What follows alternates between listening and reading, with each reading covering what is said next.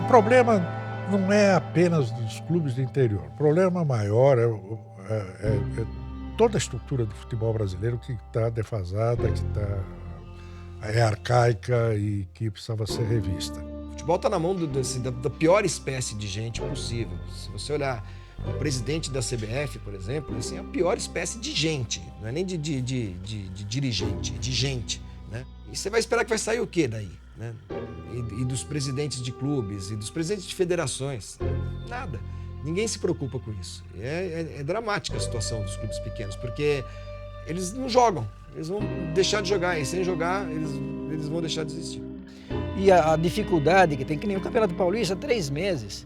Como que dá o clube, ou como vai fazer um contrato além de 3 meses? Um clube que contrata jogadores para disputar 3 meses de temporada, termina esses 3 meses ou 4 meses e libera os jogadores e contrata um outro time semi-amador para disputar a Copa Federação, esse time não é profissional.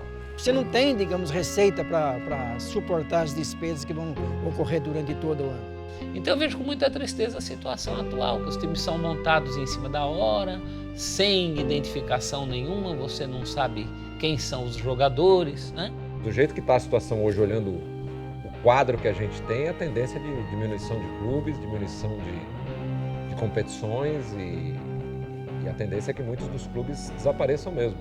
E fiquem só aqueles que tenham alguma chance de sobrevivência do ponto de vista econômico.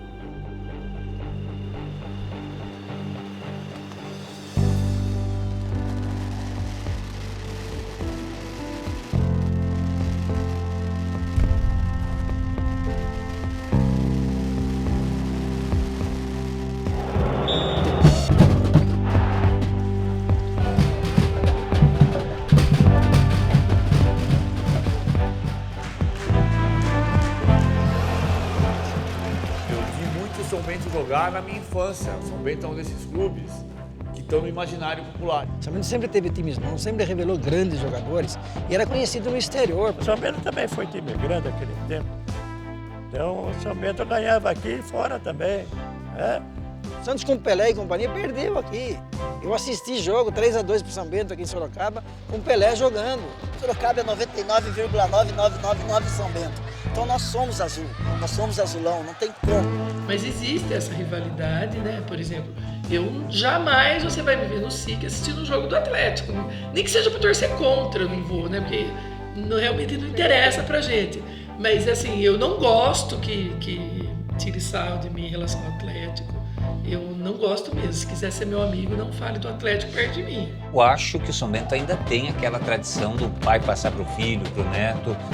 Todo mundo achou que vindo do Atlético Sorocaba, os pequenos iam torcer para o Atlético. Eu ainda acho que não é assim. Acho que ainda torcem para o São Bento grande parte. Na verdade, é paixão, né? Tradição, futebol. Tem algumas coisas no futebol que você não compra de uma hora para outra. Né? E eu acho, com todo respeito ao Atlético, é isso que diferencia o Atlético do São Bento.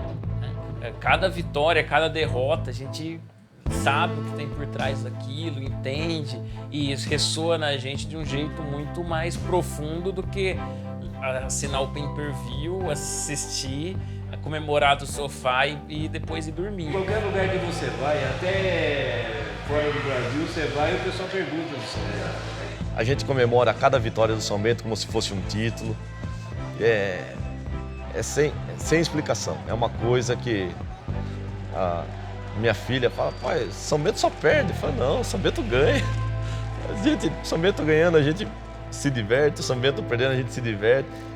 É gostoso, é maravilhoso ter esse sentimento. O São Bentista vem de longe.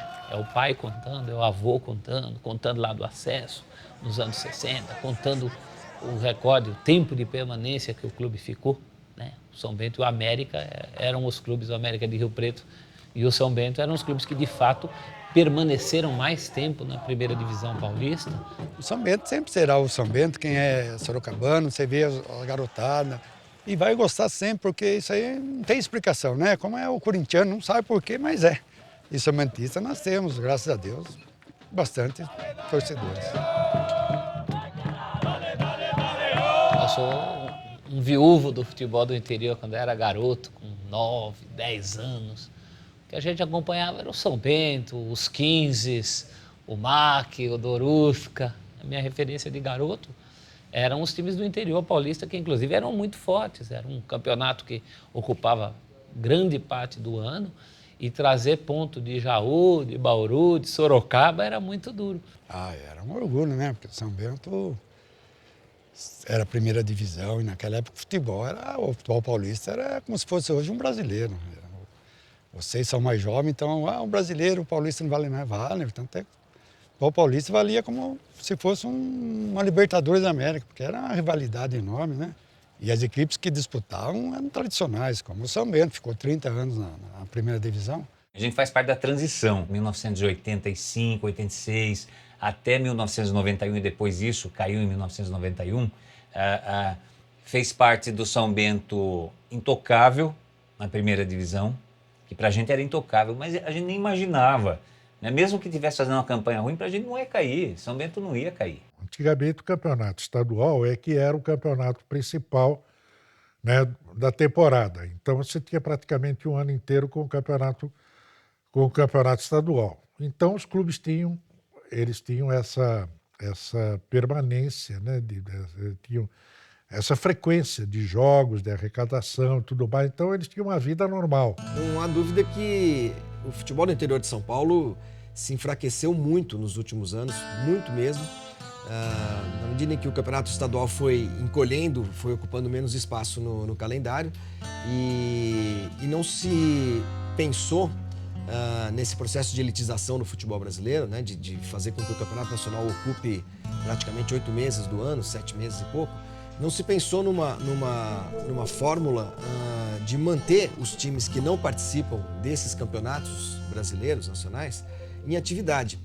E é impossível você manter um clube jogando 3, 4 meses por ano. O Campeonato Paulista perdeu competitividade e perdeu atratividade. Esse é um problema da federação, que não conseguiu transformar o seu campeonato num produto atraente nos últimos 10 anos. Jogar contra o São Bento numa quarta-feira à noite no SIC, pro São Bentista é sensacional, a cidade para, lota o estádio. Mas pro São Paulo, pro Corinthians, os grandes clubes, isso não muda a ordem do dia. Para eles é mais um jogo chato, que eles vão ter que entrar em campo e que podem perder de 5, como o Palmeiras perdeu, e acabar com a temporada por causa disso. Entendeu? É uma coisa assim que não leva a lugar nenhum. O campeonato estadual, quer queira ou quer não, está fadado a desaparecer como tal. Esse formato não ajuda o futebol do interior, pelo contrário, está matando, porque hoje, nesse formato, a visibilidade fica para os grandes clubes, que já estão tendo dificuldade por causa da visibilidade dos clubes do exterior. E pior do que isso, sufoca a disputa, porque você entra num campeonato sabendo que sua briga é para não cair, que sua briga é para somar X pontos. Então, isso é um processo que vem acontecendo não tão lentamente assim. E o que é mais exasperante é que as pessoas que cuidam do futebol brasileiro, que deveriam se preocupar com isso, com a função social que o esporte tem, que o futebol tem, não estão se preocupando, né? E a gente está vendo aí alguns casos muito dramáticos de clubes que estão condenados ao desaparecimento. O Campeonato Paulista não dá mais, porque mesmo para o São Bento, se não fizer a continha tudo muito bem feita, numa Série A1, e der tudo muito certo, vier público, conseguir patrocínio, Série A1 termina no vermelho, não vai gerar lucro, o clube vai ficar rico por um ano na Série A1, pelo contrário, né? Você administrar um clube de interior, um clube pequeno, é muito complicado, né? Você tem tantas variáveis envolvidas aí, você tem tantas dificuldades para concorrer nesse mercado, que você precisa ser muito profissional, você precisa ter uma margem de erro muito pequena, né? porque você não tem espaço para errar, você não tem dinheiro para gastar, você não tem, né, jogador para utilizar o tempo todo, enfim. Então tem muita variável. Eu acho que é muito complicado hoje em dia você ter sucesso, né, administrando o time pequeno.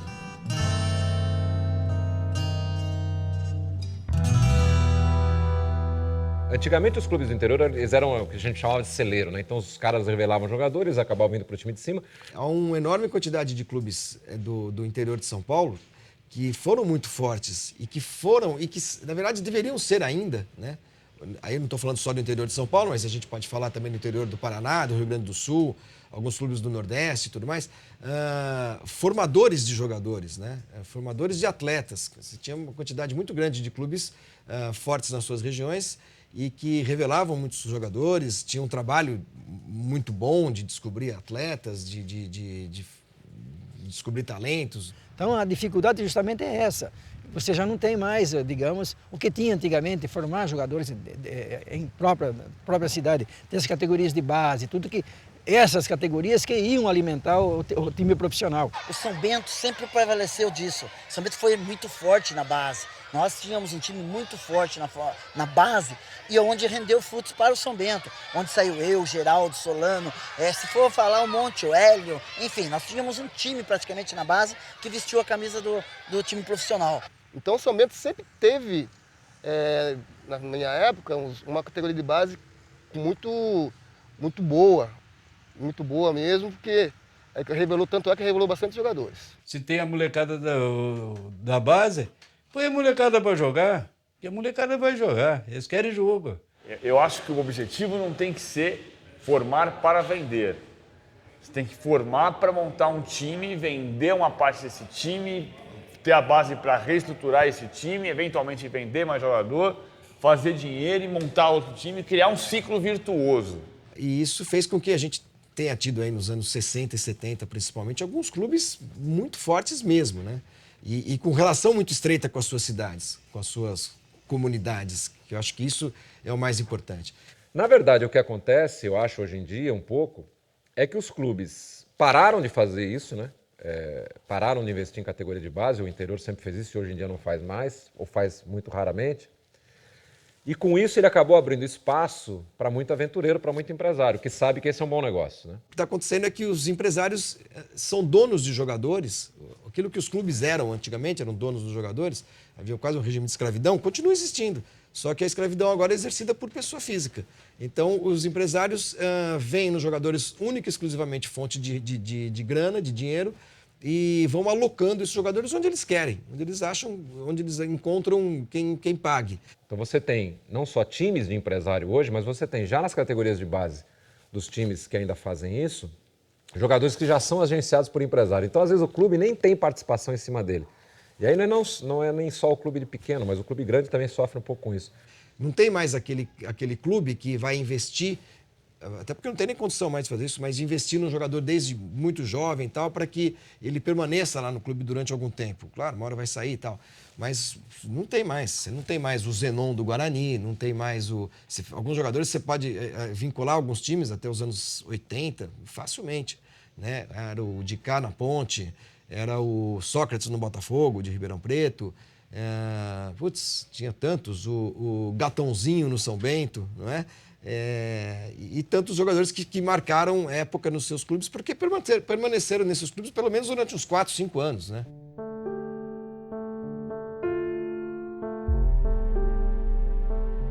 É difícil quando você está acostumado com um padrão melhor, você cair. Para nós hoje é impossível imaginar o São Bento jogando com esse monte de enses. Eu não vou ficar falando o nome dos outros times, dá a impressão que eu estou itapirense, votuporanguense, né? É impossível. Até o início dos anos 90, nunca nós imaginaríamos. Era impossível o São Bento jogar com esses times. Então a gente perdeu essa referência hoje. E os próprios clubes também perderam um pouco da sua característica, na medida em que, por uma questão política, e para ter ajuda da prefeitura, todos eles passaram a adotar uniformemente os nomes das cidades. O futebol é que eu falo, o futebol são coisas tradicionais, né? Você vê o São Bento, todo mundo lembra. Você vê o Marília, o Ferroviário de Araraquara, Juventus que caiu para a Bezinha, quer dizer, são umas coisas que nós mais velhos, a gente recordava com satisfação times bons. Noroeste de Bauru, fizeram um clássico, 15 de Piracicaba. Então, hoje a gente vê time penapolense, linense, tá aqui mesmo, capivariano. Coisa pra gente mais velha, nunca nós vimos no cenário isso daí. Então foram rareando os São Bentos de Sorocaba, os 15 de Piracicaba e Jaú, os noroestes de Bauru, e foram proliferando cada vez mais os São Bernardos, né, os barueris, justamente por causa dessa condição econômica. Esses clubes venderam um pouco também da sua alma para terem uma ajuda financeira. Por que eu sei que Bragança Paulista é uma cidade onde tem linguiça de boa qualidade? E olha que o Bragantino nasceu para o futebol paulista de verdade em 88. Eu só sei por causa do Bragantino. Então, de certa maneira, o Bragantino fez bem para a cidade de Bragança Paulista. O Brasil passou a conhecer uma cidade chamada Bragança Paulista por causa do Bragantino. E o Brasil hoje, provavelmente, se você for em Manaus ou se você for em Belém e perguntar sobre Bragança Paulista e Atibaia, provavelmente o cara vai conhecer Bragança Paulista e não vai fazer ideia de onde é Atibaia. Sendo que Atibaia é a cidade com potencial turístico que fica ao lado de Bragança Paulista. Então fez bem para a cidade. Eu acho que essas coisas, o São Bento é um patrimônio da cidade. O São Bento tem que preservar isso, a cidade tem que preservar o São Bento. O Clube Centenário é um dos poucos clubes do Brasil que completou 100 anos de existência. Então, realmente é um patrimônio. E foi durante muitos anos chamado de embaixador de Sorocaba. Porque o São Bento não tem onde tirar. O São Bento depende de firma, de torcedor. São Bento não é um time que nem tem São Paulo, Rio, que tem de sair dinheiro para pagar fácil. Aqui não, eles lutam muito. Eles trabalham muito. Então, tem que dar valor para eles, porque o São Bento não tem ninguém. Olha, eu acho o interior, principalmente de São Paulo, antes de tudo, um mercado muito forte para qualquer coisa. Qualquer produto que você tenha que lançar, e não precisa ser só de futebol, você tem que pensar no interior de São Paulo como um mercado importante. Uma outra coisa que eu acho que é um desafio talvez ainda maior, né? E que está aí também, você depende muito de ter gente que saiba fazer, que seja profissional. É você motivar a cidade, é você tentar juntar, porque toda cidade desse porte, né? A gente está falando aqui de Sorocaba, a gente está falando de Jundiaí, a gente está falando de Rio Preto, de Campinas, de Ribeirão, que são os polos, né, mais importantes aí do que a gente tem no interior de São Paulo, que é a segunda maior economia do Brasil, né? Só perde para a cidade de São Paulo.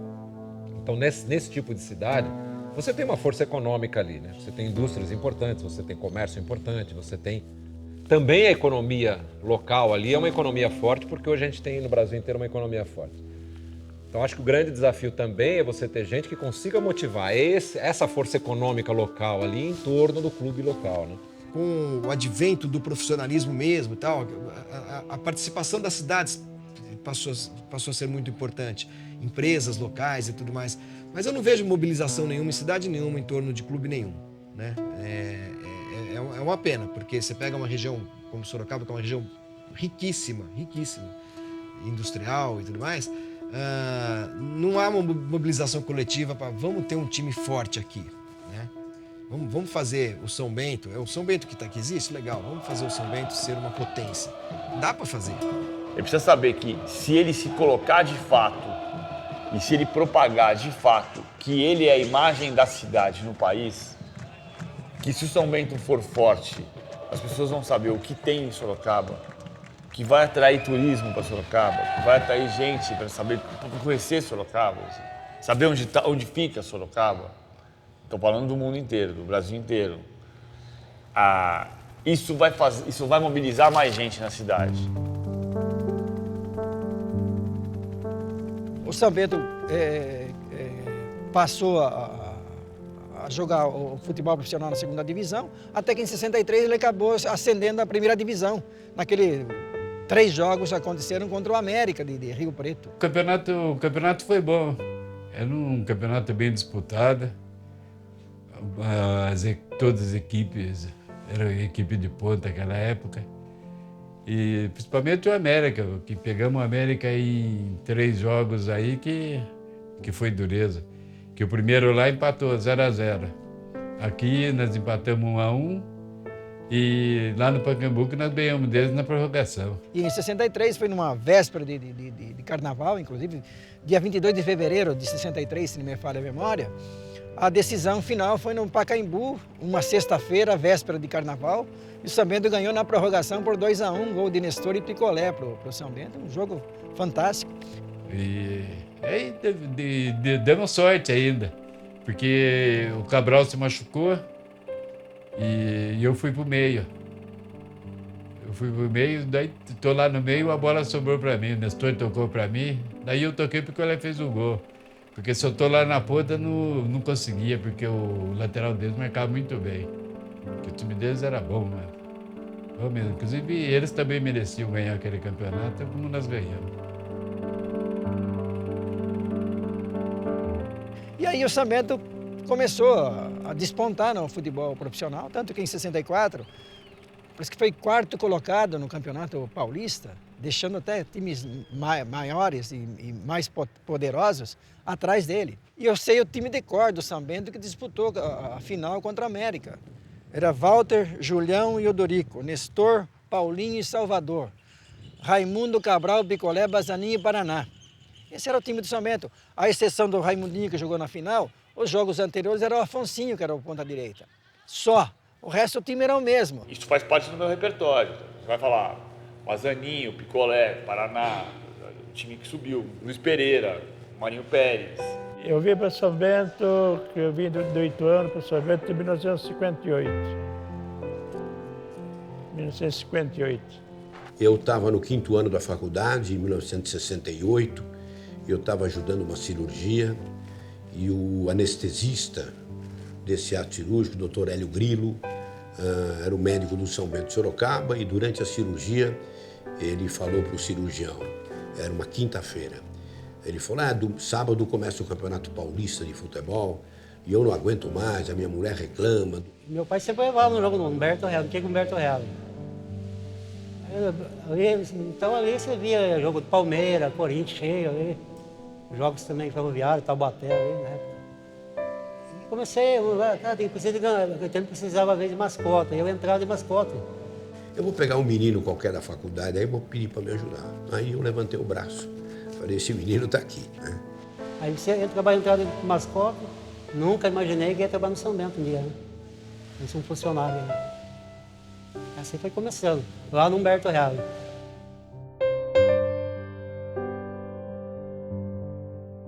Olha, eu cheguei em Sorocaba, eu sou de Itaporanga, e eu vim para estudar. E aí, em 1975, eu fui jogar contra o São Bento, pré-mirim do São Bento, a época era o Fernandão técnico. E saiu no jornal que o São Bento estava procurando jogadores, tudo. Eu apareci lá para treinar, porque eu estava no Estrada de Ferro Sorocabana, e o Estrada de Ferro fez uma mudança, tudo mandou a garotada tudo embora, você tá entendendo?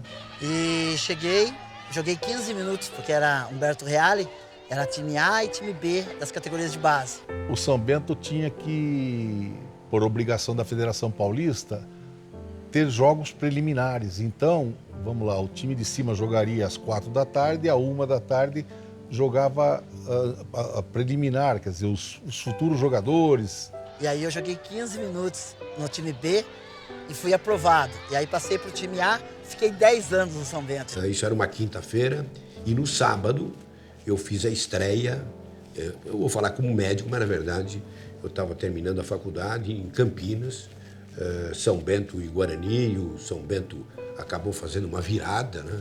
E eu me senti um pouco participante, responsável por aquilo, né? Pelo fato de ser o médico do time naquela época. Eu fiquei aqui, 81 para cá.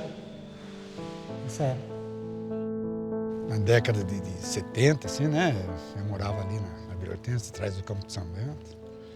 E sempre gostava de jogar futebol. Fui fazer um teste lá, né? Lembra algum nome de alguns jogadores que você jogou aqui no São Bento? Não, lembro, quase todos eles. Você apareceu naquela época, veio da equipe de base, você veio jogar comigo lá. Você, o Picolé. Daí eu só fui jogar na profissional depois um jogo que eles foram jogar na Aparecida do Norte, um jogo amistoso. Daí já era o Rui Campos, o técnico. E daí machucou uns jogadores lá e o Rui falou assim, pô, eu tô precisando de um atacante e não tem. Daí o Ceci virou para ele e falou assim, não, pô, o Paraná. Ele falou assim, não, o Paraná é muito magrinho, os caras veem que os caras estão batendo. Você falou assim, não, pode pôr ele que ele vai e bate nos caras também. Daí entrei no jogo, joguei e depois não saí mais do time São Bento, só jogava. Aí fui parar na ponta esquerda por contingência mesmo. E eu, como eu já tinha... Já era o mais velho. Era lá da turma, 30 anos. Então o diretor deixava eu ficar de treinador e jogador. Então eu fiquei. Até o Paraná veio comigo, ficou jogando comigo. Ficou tempo jogando comigo, 2 anos, às vezes 3. Depois veio, mudou. Fiquei lá um período, como era muito jovem ainda, tinha acho que 13 anos. O Mickey não me pegou na época, né? O São Bento me ajudou a ganhar experiência. Então, no começo, não foi fácil. Teve partida que eu fiquei no banco, aprendi com os jogadores experientes. Eu tive felicidade de ter o Thales, Babá, jogadores mais velhos que me orientavam, né? Então, nós voltamos novamente para o São Bento, né? E deu início à carreira no futebol profissional. Eu não conhecia a torcida de Sorocaba, então tudo isso foi importante. Tive bons companheiros, como o Ney Ross, o Edson, gente nova ali da cidade, os sorocabanos que me apoiaram, sabe? Foi muito importante. Eu acho que nós, nessa temporada aí, nós fizemos bons jogos, a torcida foi pegando um carinho pelo time, né? E eu fui crescendo com o time. Foi uma coisa muito bonita, você está entendendo? E graças a Deus tive a oportunidade até de jogar pela seleção brasileira. Então foi muito emotivo e a gente, logicamente, eu não esperava isso daí. Sabe quando você vai? Quero praticar esporte, que legal, não sei o quê. Você nunca imaginaria que iria dar um salto desse. Depois acaba indo jogar no Santos com o Pelé, você está entendendo? Você foi o melhor jogador de São Bento. Bom, a turma fala aí, né? O Paraná também era bom, né? Ele foi para São Paulo, foi para a seleção. Eu queria jogo, não queria saber posição. Eu fui pro jogo. Daí fiquei lá de ponta esquerda. Aí não saí mais. E foi bom, que daí consegui até a seleção brasileira jogando de ponta esquerda. É uma honra muito grande. O São Bento, ele fez parte da minha vida esportiva. Eu agradeço a Deus por honrar a camisa do São Bento, por vestir a camisa. E sinto honrado, né, de ser o jogador que mais jogou, porque eu fui um jogador que me dediquei na carreira, eu me cuidei. A base que eu tive no futebol, eu tive com o São Bento. São Bento, para mim, é o time do coração, enfim. Nós fizemos um trabalho muito legal e foi como base para a vida também, como atleta e como homem. O São Bento tem uma tradição, ele é um clube que tem uma história, né? Então tem essa relação, essa tradição não se compra. Isso aí não é de uma hora para outra. Isso é muito importante, né? Inclusive para unir uma comunidade, embora em princípio até o Estrada fosse mais popular que o São Bento, mas quem criou raízes, quem fincou raízes no futebol profissional, com história, com boas campanhas, com a identificação da cidade com o clube, que em princípio era uma coisa mais fechada da colônia espanhola, mas que acabou pegando toda a cidade, é o São Bento. São Bento enchia os estádios. A espanholada da Rua dos Morros não perdoava, ia lá e incendiava, você está entendendo?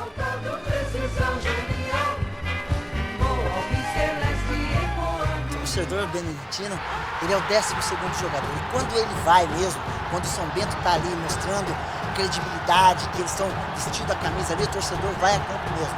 E com certeza não vai para vaiar, não. Diferente das equipes. Vai para apoiar. E nós que estamos dentro de campo temos uma resposta maravilhosa. Quando ela vem da arquibancada, você se enche de força e quer tirar aquele algo mais. E a torcida consegue fazer isso. Às vezes encolhiam porque os resultados não eram bons, então isso é normal.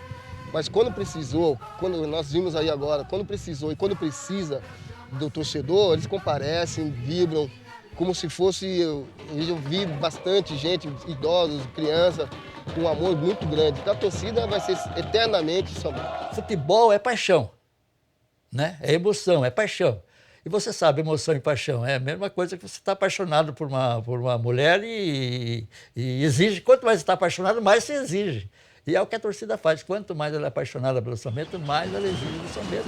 Nós tivemos uma fase muito boa, as torcedoras, né? Eu tenho que falar da Maria Helena e da Rosa. Nossa, duas pessoas maravilhosas, sempre apoiando. Ó, a torcida não é fácil. O que elas daí fazem pelo São Bento é de parabéns. Que Deus, né, continue abençoando elas, os torcedores, porque é muito bonito. A importância também que a gente vê da conquista do torcedor é a fase boa, né? Como o São Bento subiu, trouxe meu pai de Piedade, a gente foi morar num reduto estradista, porém a estrada estava, né? Na verdade, caindo por conta do São Bento estar subindo mesmo, né? Não tinha estrutura na época para ter 2 clubes, apesar que a gente não tem até agora, porque nós continuamos tendo só um clube na cidade. Né? Olha, meu avô foi conselheiro do São Bento, descendente de espanhóis, né? Conselheiro do São Bento era daquele que tinha rivalidade com Estrada. O torcedor do Estrada passava numa calçada e ele ia para outra. Então, eu sou de São Paulo, né? Cheguei em Sorocaba em 92, com 7 anos de idade. E muito palmeirense, porque meu pai, até hoje, é palmeirense fanático, tanto é que minha mãe se converteu ao palmeirismo, né? Meu pai, quando a gente era pequena, a gente acordava de madrugada em dia de jogo do Corinthians, ele trazia flâmula, na época vendia flâmula, ele ia para São Paulo assistir jogo do Corinthians, trazia flâmula, bandeira, eu lembro de uma bandeira cheia de brocal, assim, muito maravilhosa mesmo. Então, ele era à frente do tempo dele, porque naquela época ele incluía as filhas na história dele, no movimento futebol, que era essencialmente masculino, né? Aí eu, com 13 anos, eu fui num jogo de uma Copa chamada Copa Rayovac. E você tinha que levar uma pilha, alguma coisa. Foi um primo meu que levou, eu tinha 12 para 13 anos e me apaixonei pelo São Bento. Eu já ouvia muito meu avô falar. E comecei sozinho nos jogos. Comecei a levar parentes, vizinhos e de repente estava em todos os jogos. Só que aí chegando em Sorocaba, final da década de 90, já no colegial e tudo mais, aí eu fui entendendo o que era o futebol de Sorocaba. Era um torcedor de radinho, ele ficava no estádio, o time podia fazer 10 gols, ele estava assim, tomava 10, ganhava, perdia, ele era impossível. O jogo dele era assim. E a gente gritava. Por um período, e aí isso eu nunca escondi de ninguém, torci para os 2 times. Inclusive matava a aula aqui no Politécnico, onde fazia o curso técnico, ia para o SIC, esse jogo do Atlético. E aí eu fui conhecendo a história, entendendo o que tinha por trás dos 2 clubes, ou melhor, do clube e do Atlético, e por isso a opção pelo São Bento. E aí, desde então, nos últimos anos, nos últimos 10 anos, fui deixando de ser palmeirense cada vez mais, inclusive meu pai ficando um pouco bravo com isso, mas aí quando ele viu que não tinha muita opção, aí ele que acabou virando um pouco são-bentista. Hoje é sócio, acompanha o São Bento e tudo mais. E a gente ia assistir aos jogos. O que acontecia? Via time de fora, vinha torcida de fora, o time entrava em campo, a torcida de fora, bandeira e tal. São Bento entrava... Todo mundo aplaudia. Como? Um time da cidade não tem uma bandeira para receber o time. E aí que a gente chegou, mãe do céu, o time entra em campo, não tem nada. Nós vamos fazer bandeira. Minha mãe falou, mas quem vai fazer bandeira, então já faz uma torcida?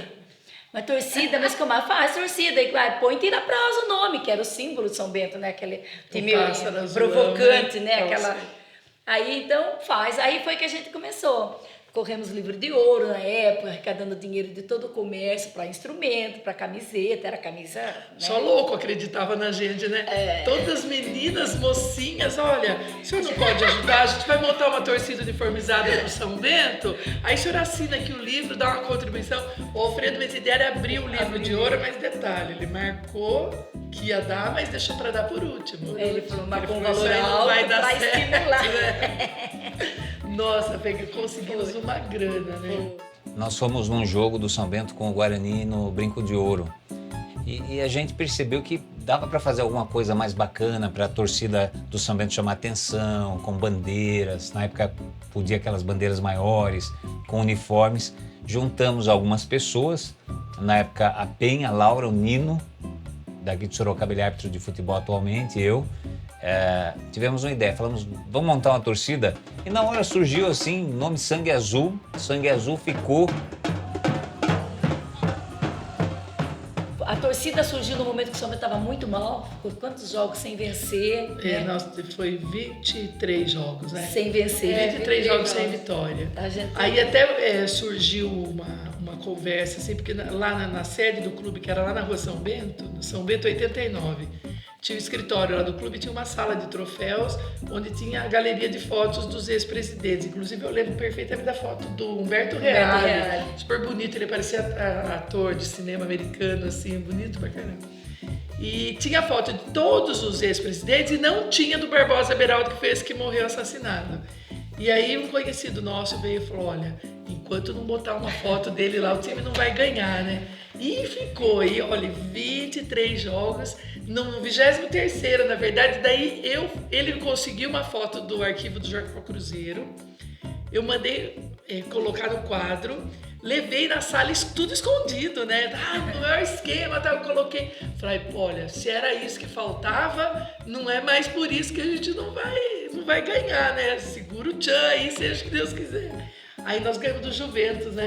1-0, a vitória. Nossa senhora, um jogo ruim. Mas ganhou. Quebrou.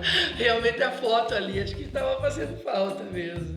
No outro jogo já tínhamos faixa, já tínhamos camisetas e começou a história da Sangue Azul, que, na minha opinião, é a maior torcida organizada que São Bento já teve em todos os tempos. É lógico, guardadas as proporções de importância da tira prosa, que foi a primeira, montada por mulheres, muito bacana, mas eu acho que em termos de ação, dentro do São Bento, a Sangue Azul é, até hoje, a principal torcida organizada do São Bento. As pessoas falam, vocês são os responsáveis por essa quebra, porque a gente venceu barreira, rompeu uma barreira, que tinha uma resistência muito grande, né? Então era assim, eles chegavam. É interessante, porque agora a gente vê mulher, assim, muita mulher, né? Hoje em dia, campo de futebol tá bom até para os meninos arrumarem namorada, né?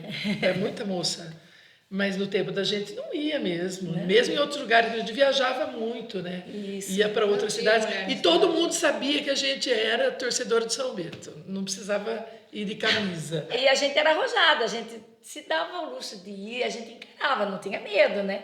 E, inclusive, teve um ano que a torcida de São Paulo instituiu troféus, né? Para os melhores do ano, e a gente ganhou o troféu de torcida anfitriã, porque a gente era meio inocente mesmo. Eu acho que hoje a gente, se pensasse um pouco, não teria feito. A gente ia no Morumbi, meia dúzia de gente chegava lá e, eu sou da torcida de São Bento, assim, sabe, era boa. Quando teve a invasão corintiana no Maracanã, a gente ganhou um ônibus da federação, porque na época o seu Alfredo Metidiari era o presidente, né? Vocês querem, vai um ônibus, a gente foi e levou uma faixa. São Bento torce pelo Timão, que São Bento torce pelo Timão, mas nós levamos. E a torcida do Corinthians, São Bento, a gente chorava de emoção. O maior coro de São Bento na história do clube foi essa do Maracanã. E ninguém entendia nada, e a gente emocionadíssima. O São Bento sempre foi ovacionado pela torcida do Corinthians. Quando isso? Mas a gente... Hoje eu não faria isso, eu seria primeiro, vocês são loucos, mas eu empunhei a faixa, né? Eu acho, eu não tenho conhecimento, e na época nós não tínhamos também, só que não dava devida importância, porque só com o passar do tempo que você vai vendo isso, né? Mas eu acho que na história do futebol, pelo menos no Brasil, a gente foi as primeiras mulheres a ser diretoras de um clube de futebol. Nós tínhamos cargo de diretoria em 76, isso, né? Então, assim, é muito tempo num tempo que nem mulher não ia nem no campo, imagine ser diretora de clube, né? E a gente ia na São Parque Antártica, não, vocês são diretoras, vocês têm um camarote. Não, a gente quer ir na arquibancada, a gente queria ir na arquibancada, a gente quer, né? Às vezes é gostoso, às vezes você tá na cadeira porque você vai ver mais de perto o jogo, mas a arquibancada não tem igual. A emoção da arquibancada é indescritível. Né, na hora do gol, na hora que tomamos o gol, aquele misto de sentimento, mix de sentimento ali, é indescritível, né? Fala, arquibancada é o que há, nossa. E ali a gente sofre, vai do céu ao inferno em questão de segundos, né? um jogo contra o São Paulo. Nós fomos em 20 pessoas, fizemos um barulho fora do comum dentro do Morumbi, dava eco com um bumbo. Inclusive veio o Globo, veio o pessoal da Bandeirantes, na época que tinha o Silvio Luiz, né? Falava, como pode fazer tanto barulho, 20 pessoas? Então a torcida do São Bento sempre foi apaixonada. Eu já sou uma torcedora assim, mais radical do que a Rosa, que a Rosa até permite que fale perto dela, eu não. Mas eu acho que é essa coisa assim, né, que eu sempre falo isso, existe o lado, né, a Maria Helena torcedora, a Maria Helena membro da associação, a Maria Helena mãe, avó, né, esposa, profissional, porque o futebol, ele faz você ser assim mesmo, né, assim, eu sou mais radical mesmo, não briguenta, mas até de bater boca e tal, né, mas não muito mais que isso. Que eu acho que o futebol é gostoso por isso mesmo, né? Você chegar lá, você xingar os caras mesmo, sabe? Xingar a mãe do juiz e tal. Terminou o jogo, cada um na sua e boa.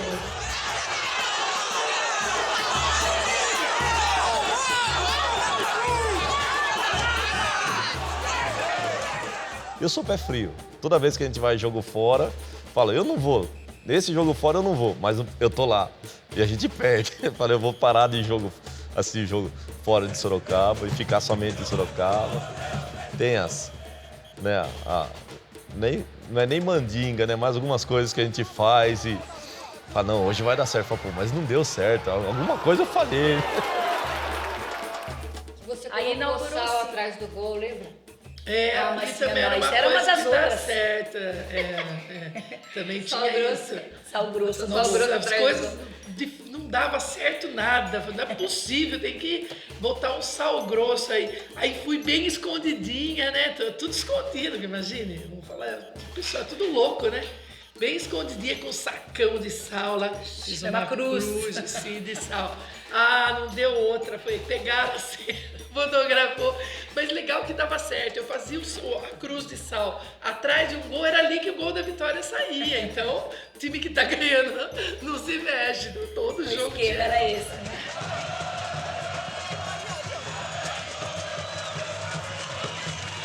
Eu passei 2008 inteiro acompanhando mais de perto, tanto é que foi um ano que o São Bento quase subiu, não fosse a marmelada lá do Mogi com o Oeste, né? E aí chegou o final do ano, férias, estava mais tranquilo e vi que não tinha, era época de pré-temporada, não tinha notícia no jornal, muito pouco, porque naquela época o São Bento não estava tão na crista da onda, então saía notinhas de vez em quando no jornal. TV menos ainda, rádio tinha já os programas esportivos, mas que era uma cobertura e não muito próxima, era aquela coisa meio que um diário oficial. Assim, o São Bento treinou, tal jogador chegou, tal jogador saiu, só que não dialogava com a torcida, não criava um diálogo, não abria. Ou quando abria era mais para o lado da brincadeira, não para o lado de realmente debater o clube. Então, por isso, chegou o final do ano e falei, putz, vou criar um blog, eu já gostava de escrever. Então, a associação ela surgiu em 2011, né? Quando a gente vivia um momento crítico da história do clube, né? Jogadores fazendo greve, o clube totalmente em descrédito com a sociedade, com os patrocinadores. Teve patrocinador que abandonou. E através na época era o blog do William, né? Como já tinha muita gente participando, que já tinha até, a gente já fazia encontros de torcedores que acompanhavam o blog, fazia essa participação mais próxima, começaram a sugerir, olha, por que a gente não se reúne para conversar o que a gente pode fazer? Nem foi uma ideia assim, claro, eu estava fomentando aquilo com debate sobre sócios e tudo mais, mas não uma proposta minha, vamos criar uma associação. Pô, que legal, estamos aqui, a gente consegue fazer alguma coisa, né? Nós temos condições de fazer alguma coisa pelo São Bento. E então decidiu-se por formar a associação Vamos Subir Bento, né? E a associação, ela surgiu para fazer num propósito de resgatar a história, que o São Bento estava ali. E quando a gente está recuperando os seus troféus que estavam abandonados, caindo, faltando recuperando pedaço. A história mesmo, né? E o primeiro grande movimento da associação Vamos Subir Bento foi no jogo em 2011, contra o Palmeiras B, que se a gente ganhasse aquele jogo, praticamente a gente estava livre do rebaixamento e os jogadores não estavam recebendo salário e decidimos por organizar uma caixinha, né? Fazer a coleta da caixinha ali. E aquilo foi muito forte para a gente, como no início ali da nossa associação, né? E a primeira ação efetiva em favor do clube, em prol do clube, foi muito gratificante, porque ver as pessoas realmente ali colaborando foi uma coisa que superou as nossas expectativas e que mostrou para a gente, falou, pô, a gente está no caminho certo, né? A associação, que até então tinha o objetivo de fazer alguma coisa, naquilo que a gente podia ajudar, a gente falou, a gente pode fazer muito mais. A gente começou a discutir ali, né, o futuro do São Bento, né, o que a gente podia fazer, né? A gente começou a conversar, aí que eu fui conhecer algumas pessoas que até então só ia no jogo, né? Só ia aos jogos, não conhecia ninguém. E ali conhecemos, né? Acabei conhecendo outras pessoas, as irmãs Ramalho, o próprio William, que eu conhecia somente de vista. Aí vem a gente e entra na história do São Bento dentro de um outro enfoque e que foi super importante. Então, nada acontece por acaso, né? É uma associação que a gente entra na piazinha, a molecadinha ali fervilhando, a gente bota a pilha neles e é uma delícia. Rejuvenesce a gente, oxigena a torcida, porque é uma molecada que gosta. Quem vivenciou hoje, vê a molecada na arquibancada, percebe o brilho nos olhos, né? O time deles. A gente trabalha como voluntário em dia de jogos em casa, né? Recepcionando os torcedores nas portarias, trabalhamos nas bilheterias também, enfim, né? Temos, né, aí o grande trabalho das irmãs Ramalho, que durante os jogos, elas que vão lá e conseguem o salgadinho para o pessoal da imprensa, conseguem frutas para o trio de arbitragem, conseguem água para o pessoal né, para os juízes, né? Se bem que alguns não merecem, né? Vêm aqui para nos assaltar, né? Mas, enfim, a gente vê que o nosso trabalho, ele tem dado resultado, né? Às vezes, o torcedor comum pode pensar, falar, mas isso daí não é nada. Não é nada se a gente considerar que o clube, né, ele economiza, né, o trabalho do porteiro, economiza no salgado, economiza no trabalho do bilheteiro e esse dinheiro aí economizado pode ser revertido para os jogadores, né? Em forma de bicho, em forma de premiação, em forma de quitar uma dívida trabalhista, né? Se a gente contar lá 6 bilheteiros recebendo R$40 cada um, né? É uma boa economia a cada jogo, né? Então a gente tem que trabalhar dessa maneira. E acho que a associação foi um bom exemplo de como esses torcedores comuns que não fazem parte desse grupo privilegiado socialmente, economicamente, pode contribuir de forma efetiva. O resgate mesmo da dignidade, né, do orgulho, o respeito. Foi assim, as coisas aconteceram tudo junto. Na verdade, a Associação Vamos São Bento tinha um objetivo e ela acabou sendo pontual em tudo que é importante mesmo para o clube. É muito gostoso, né? O torcedor o coração do torcedor, acho que só quem é torcedor consegue explicar, né? Não adianta querer explicar isso daí para quem não para quem não vai ao estádio, que não tem como. Só quem está lá na arquibancada para ver mesmo.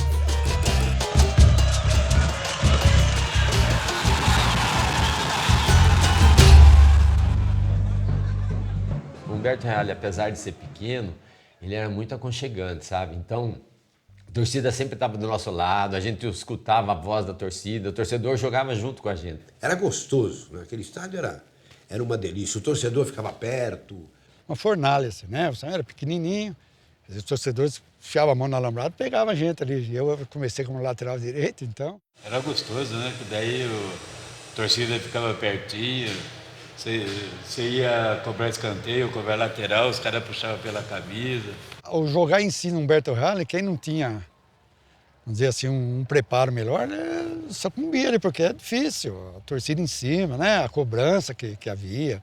E o gozado que quando aí fui jogar no Santos, Portuguesa, tudo, os jogadores adversários falavam, Marinho, jogar naquele Humberto Reale é a pior coisa. Eu falei, por quê? Realmente, os caras enfiavam a mão na grade, e puxava a camisa, porque a distância da grade para o campo de futebol era uma coisinha assim, você está entendendo? Então eu lembro que o jogador falava, Marinho, você vai bater um lateral, um córner, o cara puxava a sua camisa. E era assim naquela época, você está entendendo? Olha que ponto. E não tinha briga nada, só tinha gritaria, tá entendendo? Mas era bom. Era bom, não tinha as brigas que tem hoje. A torcida era fanática, mas não brigava tanto assim como a briga agora. A gente na arquibancada, né? Meu pai lá embaixo, na arquibancada do Humberto Reale, que era horrível, parecia que você ia cair. Tobogã. O meu pai lá embaixo e as meninas gritando lá em cima, morrendo de medo que ele olhasse e falava, pô, meu, o que as meninas estão fazendo? Eu ia no Humberto Reale, no Humberto Reale era fantástico. Você, no dia de treino, tinha quase 2.000 pessoas assistindo o treinamento lá. Então eu lembro muito do Humberto Reale, infelizmente praticamente acabou, mas cada vez que se passa lá na Rua dos Morros, a gente olha a espanholada que tem por ali e relembra tudo. Então muita gente não entende, por que saiu de lá, se tivesse lá estava bem, não sei o quê, mas é que não depende só da gente, né? Depende da federação, e a federação não aceitava.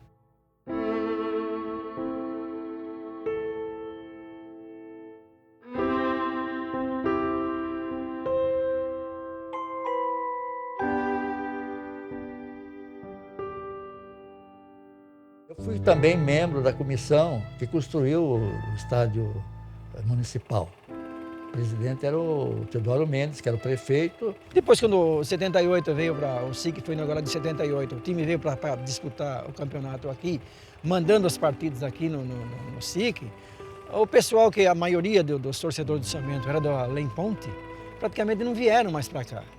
E eu falei, olha, ótimo, mas o São Bento vai pagar um preço alto por isso. Mas por que pagar? Porque ganhar no Humberto Reale é uma coisa. Agora, ganhar aqui, que é campo neutro, vai ser muito difícil. E foi o que aconteceu. Houve uma certa cisão entre o clube e a torcida. E aí o São Bento passou a ter já um público, não mais aquele público que tinha antigamente. Desde que existe o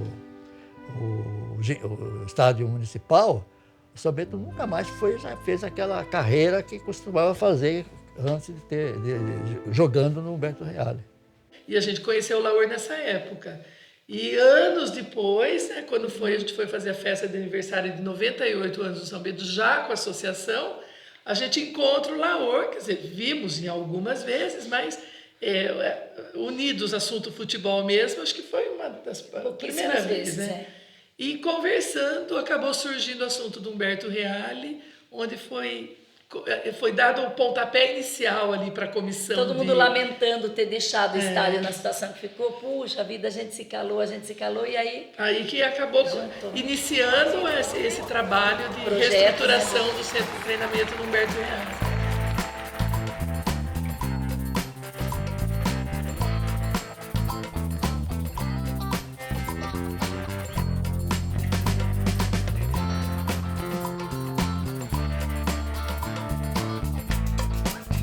Até ali, final dos anos 70, começo dos anos 80, o que você tinha de futebol na televisão era um jogo no domingo do campeonato regional. Ali nos anos 80, quando abre o mercado italiano, começa a ir muito jogador para a Itália, brasileiro, jogador bom, né? Zico, Falcão, essa turma toda.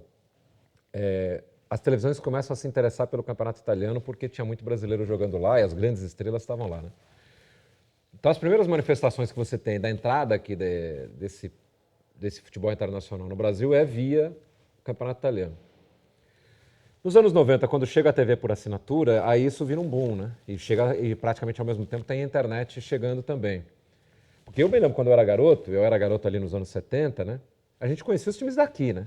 A gente sabia dos times grandes daqui do Brasil, sabia que os times do interior eram fortes, então, na época do Campeonato Paulista, eu me lembro quando qualquer time grande ia jogar, por exemplo, em Sorocaba, ia jogar em Rio Preto, ia jogar em Ribeirão Preto, ia jogar em Campinas, sabia que era difícil, porque eram times fortes, eram times difíceis de serem batidos, com torcida muito grande no estádio contra e tal. O interesse pelo futebol nos jovens, ele está sendo despertado de outra forma. Não é o cara da cidade do interior, garoto, ele não fica ansioso para ver o São Bento jogar com o Capivariano. Mas ele fica ansioso para ver o Barcelona na televisão. O Barcelona e o Manchester estão vendendo cadernos aí para a molecada.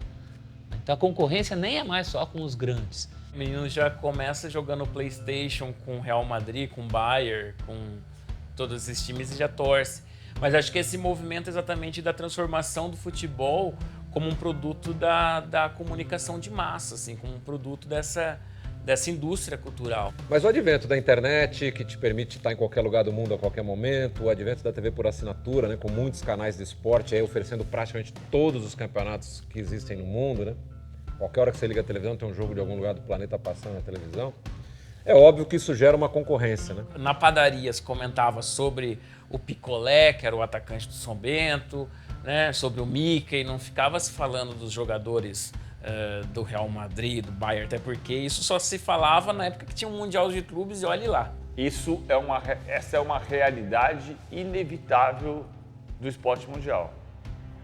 O Barcelona, no basquete, pode reclamar que ele é prejudicado pela população espanhola que gosta de basquete e querer ver a NBA. Mas não tem jeito. A NBA é mundial. O cara que torce para o Barcelona e gosta de basquete vai comprar a camisa do Lakers. E talvez não compre uma camisa do Barcelona de basquete. É a mesma proporção. Existe uma dificuldade, ok. A questão é como você vai lidar com essa realidade. Essas coisas são mal planejadas, porque mesmo que eu vá para Sorocaba como turista e queira trazer uma camisa do São Bento, eu vou ter muita dificuldade, né? Mesmo em Sorocaba, vendem-se mais camisas do Barcelona e do Corinthians do que do próprio São Bento. Então acho que começa com a própria cidade, né? Fechando em torno dessa marca. Tanto é que quando eu vejo uma criança indo no estádio com a camisa do São Bento, eu falo, estamos ganhando a guerra, aos pouquinhos a gente está resistindo, né? O futebol brasileiro, ele está atrasado em termos de espetáculo. Quer dizer, conforme aumenta a tecnologia, o conforto, o acesso às coisas boas, aumenta a exigência. Você quer coisa melhor. Você vê um jogo do Barcelona, você se diverte. Você vê um jogo do Bayern de Munique, você se diverte na televisão. Aí você vai, paga, toma uma condução, o trânsito é uma porcaria, você leva 2 horas para chegar no estádio, paga uma nota desgraçada, você paga tanto quanto um jogo no exterior. Você fica mal acomodado, você comprou um ingresso numa cadeira que está um sujeito sentado lá, diz que não levanta e fica por isso mesmo, porque não tem ninguém para chegar lá e tirar o cara de lá e botar você para sentar. Você vai no banheiro, é uma fedentina que você não suporta. Quer dizer, tudo conspira contra, né, o espectador. A gente, em todo estádio que você vai, você só assiste jogo do fundo do gol. É fatal. E quando ainda não é mal assim recebido mesmo. Eu fui uma vez jogo com o São Bento e Bragantino, eles colocaram a gente no fundo do gol, tudo bem, mas não tinha água, não tinha nada para você comer alguma coisa, você ia na catraca e pedir um sorvete do lado de fora do estádio. Então a gente é mal recebido em alguns estádios. Eu sou São Bentista, vai jogar São Bento e teve aqui São Bento e Votuporanguense, São Bento, jogos trash. Eu estava lá, porque eu sou São Bentista, gosto. Mas a gente sabe que tem torcedor que é consumidor. Ele vai por causa do espetáculo, ele vai por causa da qualidade da coisa. Então, e eu não estou defendendo que o futebol tem que ser para o consumidor, mas sabendo que a lógica da coisa, para tornar viável, a gente tem que dinamizar, tem que atualizar fazer uma atualização nesse software aí do futebol brasileiro, porque a gente está rodando o mesmo sistema há pelo menos 100 anos aí, que já está esgarçado. Tanto é que o 7-1 reflete bem o que é o futebol brasileiro hoje. E o futebol que em campo que se apresenta é um futebol velho, superado. Entende? Que não, a gente fala assim, o jogador brasileiro não tem identidade com o clube ou com a seleção. O futebol brasileiro não tem identidade com o Brasil, com a escola brasileira de jogar bola. O sujeito hoje, se passa o pé em cima da bola, ele é execrado. Pô, antigamente ele era um mágico, era o Deus, era não sei o que, o Garrincha. Agora não pode, passou o pé, não pode, porque é tudo uma coisa, é um mau humor, sabe? É uma coisa impressionante. São jovens mal-humorados, envelhecidos, decrépitos, né? Caquéticos, que não querem... tudo tem que ser sério, pau, pau. A torcida vai lá e grita, raça, raça. Antigamente o cara ia no estádio, se o time dele jogar bem, queremos jogador, queremos craque. Que é espetáculo. O espetáculo, o jogo em si já é uma porcaria. Tudo, o futebol brasileiro, são 8 caras atrás da linha da bola e um ali para tentar um contragolpe. Não pode tomar contragolpe. E tem que viver do contragolpe. Não sai jogo. Se os dois pensam assim, fica 8 para cá, 8 para lá, não... e a bola fica lá perdida, com a leviana. Mano. Eu trabalhei muitos anos no interior, eu morei muitos anos em Jundiaí, né? E eu me lembro muito disso, né? De acompanhar o Paulista ali, de você ver o esforço que eles faziam para tentar cativar a cidade, para tentar fazer aquele pessoal assim, se unir em torno do clube. Mas é muito complicado, né? Porque quando o grande vai jogar lá, metade do estádio está torcendo para o time adversário, né? Está torcendo para o grande porque todo mundo acompanha o jogo do grande na televisão, na internet, na mídia. E o pequeno não consegue isso, né? O pequeno não aparece na televisão, a não ser na TV local ali. O pequeno não aparece em noticiário de internet. Na transmissão do futebol no domingo ele não está na transmissão porque ele está na terceira divisão ou está na segunda. Ele vai aparecer, para quem está na primeira divisão, um jogo por mês, um jogo a cada campeonato, enfim, é muito pouco, né? Então você acaba não criando esse sentimento em torno ali do clube, que é sempre a perspectiva de ganhar alguma coisa. Então acho que é muita concorrência, muita atenção desviada para muito campeonato, para grandes estrelas, para campeonatos milionários, o que é uma realidade completamente diferente daquela que o clube pequeno vive. E também o apoio dos empresários locais, enfim, o São Bento ser visto como um sinônimo da cidade de Sorocaba, como já foi. Aí, inserido já nesse novo contexto, já que os tempos mudaram, já que não dá mais para viver da renda dos jogos com os grandes, né? Já que não é só a questão de um benemérito, como era no caso que eu citei o seu Alfredo Metidieri, mas outros tantos pelo interior afora, né? Não dá mais para pensar, para sobreviver só assim. Acho que isso explica um pouco dessa decadência dos clubes do interior. Os tempos mudaram e eles precisam mudar também. Precisam mudar a administração, precisam mudar a visão de negócio.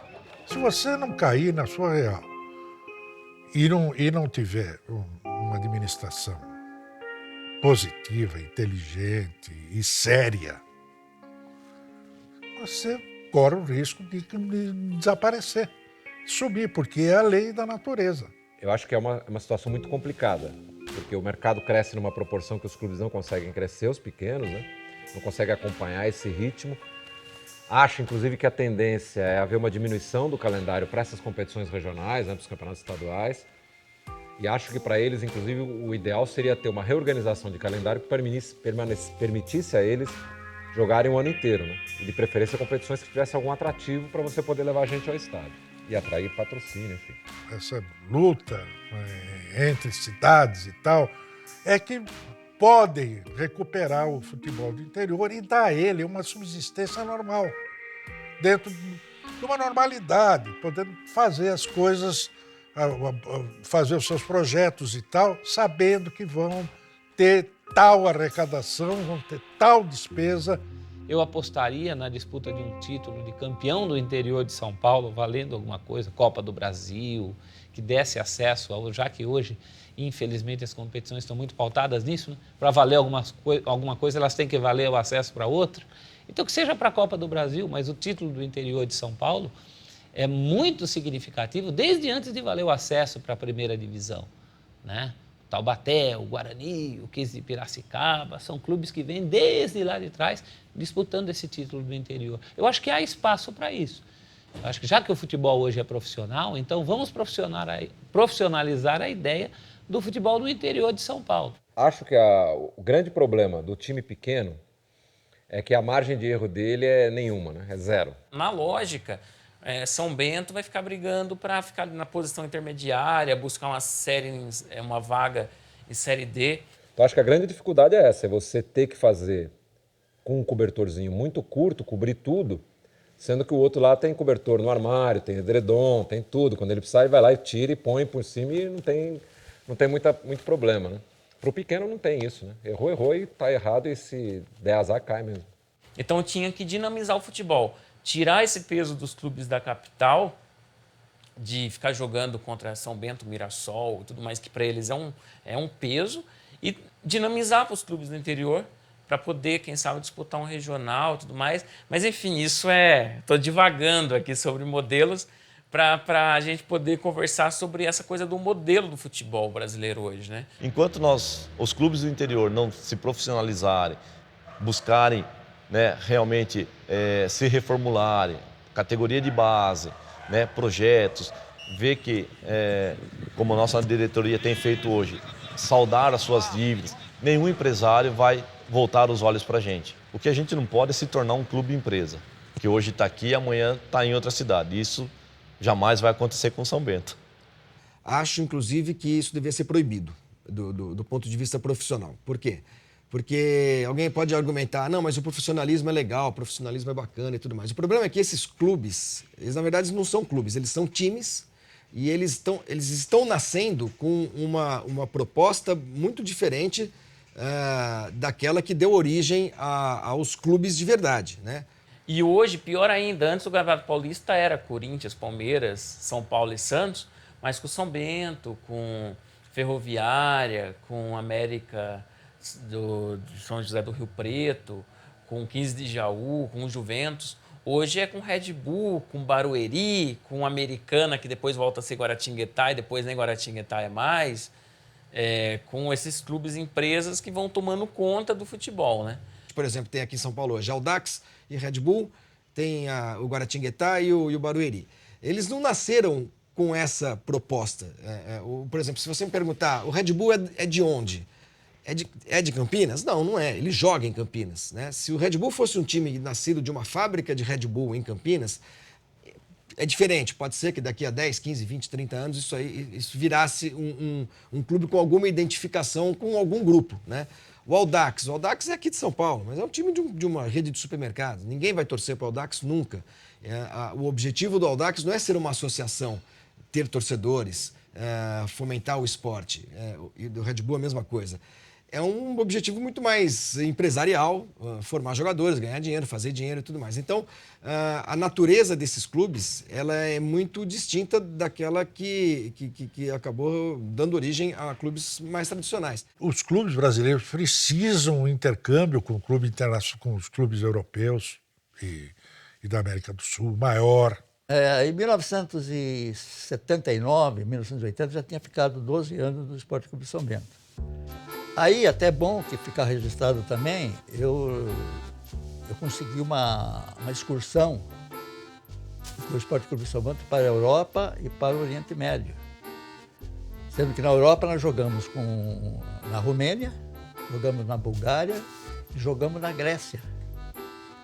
E no Oriente Médio jogamos em Riad, que era a capital da Arábia Saudita, Dubai.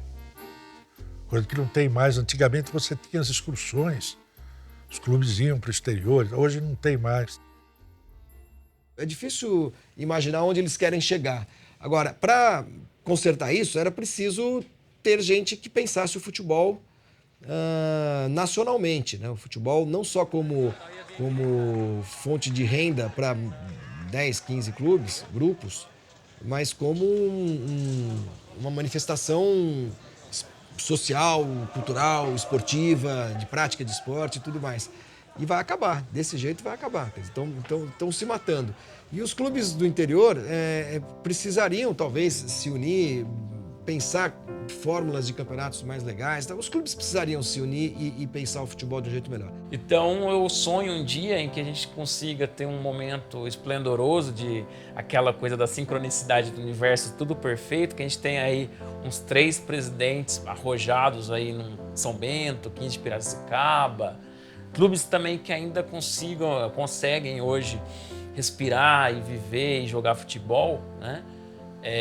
Que aí sim consigam se unir essas forças para que junto deles venham outros clubes para que a gente possa pensar até mesmo um novo formato, porque o futebol brasileiro hoje como um todo, do jeito que está, não é possível, não é viável, né? Tem um potencial do futebol brasileiro enorme que a gente não explora. Isso acontece nos clubes grandes, mas acontece nos pequenos também. Ter projetos mais sólidos, entendeu? Para poder envolver as suas cidades e fazer com que eles sejam sustentáveis, porque eu não sei de onde vem a grana, sinceramente. Eu vejo com muita tristeza o enfraquecimento do futebol do interior, não só paulista, isso acontece também no futebol gaúcho, né, no futebol mineiro, sempre tiveram tradição, e a gente fica aí olhando saudoso para um momento do futebol que infelizmente já não existe mais, não com aquela força que existiu, principalmente nos anos 70 e 80, que foi o meu começo de garoto, que eu comecei a me deslumbrar com o futebol, né? Virada dos anos 70 para meados dos 80. Então eu tenho muita saudade, não sei se do futebol do interior ou mesmo de mim, naquela época. Eu costumo dizer, que o São Bento foi muito maltratado na sua história, né? Foi muito bem cuidado, mas foi muito maltratado também na sua história por algumas pessoas que, talvez, não digo por maldade, mas por estarem mal assessoradas, ou porque em algum momento faltou uma ajuda aqui, uma ajuda ali. Às vezes dá dó de ver o que acontecia com o São Bento. O São Bento nos últimos anos aqui, olha, se não é realmente a vontade, a garra, o amor que esses sorocabanos que estão à frente do São Bento, que já estiveram à frente do São Bento, pegasse, olha, já tinha extinto praticamente um patrimônio da cidade. E sobreviveu porque tem uma torcida apaixonada. Fala, mas é pouca torcida hoje. Não é pouca. Essa torcida mantém o clube. Então, foi esse trabalho que a gente fez por isso que a gente tem o lema até hoje, né? De resgatando o passado para construir o futuro. Porque o São Bento tem, né? No seu histórico, muito valor, muito peso para ser mostrado. Para construir esse futuro que vem sendo trilhado. O São Bento tem que resgatar a história muito bem e pensar no futuro de uma forma profissional e de uma forma grande. Não mais como foi temos que lembrar também com carinho, Humberto Reale, aquela coisa bacana, tudo, mas aquilo ficou. A gente tem que pensar para frente. Agora é uma façanha chegar a 100 anos nessas condições tão difíceis hoje em dia.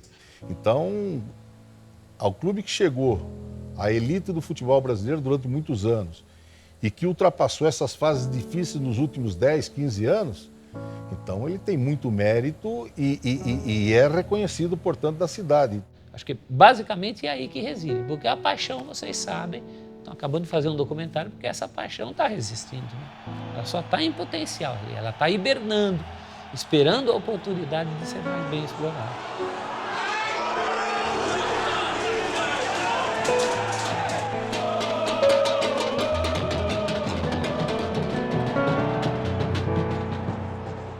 Esperar, né, que o São Bento chegue lá naquela outra divisão outra vez, para a gente chegar quando o pessoal perguntar, a gente tem orgulho de falar, não, o São Bento está lá, está disputando, está em 8º, 9º lugar, mas está lá disputando. Então a gente precisa disso daí. O São Bento vai ter vida longa, né? Vai completar 200 anos, vai completar 300 anos e o São Bento vai existir. O São Bento como diria o outro, é imorrível. Né? Hoje, se jogar a seleção brasileira hoje, a seleção para mim não importa mais. Importa jogar o São Bento jogando. Mas o São Bento sempre esteve em primeiro lugar. E eu gosto do São Bento. Como já disse, é um amor que não tem explicação, né? Vem do meu pai. E eu lamento, né? Desculpe a emoção dele lembrar, mas o São Bento sempre vai estar, quem é de Sorocaba, né? E gosta de futebol. Eu gosto de São Bento e vou gostar sempre, não tem como. Eu tenho uma paixão pelo São Bento, pelos torcedores, e me emociono. Mas São Bento foi uma grande paixão. Claro que tudo que eu tenho hoje, tudo que eu sou hoje, tudo que eu represento, foi, na verdade, o Corinthians que me projetou. Mas que o primeiro degrau foi o São Bento de Sorocaba, eu não tenho dúvida e sou eternamente agradecido. Então hoje o São Bento, assim, não tem como tirar o São Bento da minha vida. Porque tirar o São Bento da minha vida, além de tirar parte da minha alegria, parte da minha história, é tirar parte dos meus amigos, parte dos meus relacionamentos. Então o São Bento para mim hoje é muita coisa. Mas o São Bento, a gente quer sempre o São Bento subindo. Vamos subir, a gente quer mais. Tá na 1, você quer subir mais público, quer subir mais história, mais títulos. É isso que a gente vai querer sempre, ver o São Bento para cima. Então, o São Bento é uma marca já consolidada, um pouquinho desgastada, numa posição do futebol paulista que não é, claro que o torcedor são bentista queria, mas me passa a impressão de ser uma grande marca que falta passar um paninho em cima, dar um brilho, sabe? Porque o potencial já está lá. Muitos clubes por aí nascem, passam um tempo produzindo alguma coisa e desaparecem. Não, São Bento não. Poucas instituições no mundo completam 100 anos, seja no futebol ou fora dele, né? E com essa perspectiva de futuro. A gente está aqui discutindo o futuro do São Bento como associação, né? Além de, eu acho que o São Bento está mais do que sobrevivendo. Ele vive com uma perspectiva muito realista de continuar sobrevivendo e, quem sabe, voltar aos tempos de glória, né? Isso é muito palpável. Sorocaba é o São Bento e por isso não vai morrer. O São Bento vai continuar sempre sendo São Bento, né? Onde alguém falar o nome de Sorocaba vai estar aliado ao Esporte Clube São Bento. Já que o profissionalismo traz alguns males, né? Acaba com o nosso romantismo, mas ele também traz essa parte boa, que é encarar de uma maneira realmente profissional, realmente inserida no contexto da economia, de todo esse momento que o Brasil vive.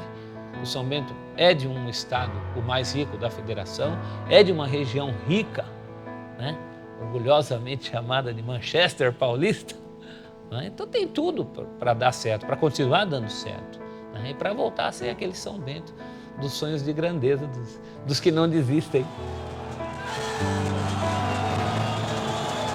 São Bento tem alma. Por isso que o São Bento não morre, porque o São Bento tem alma.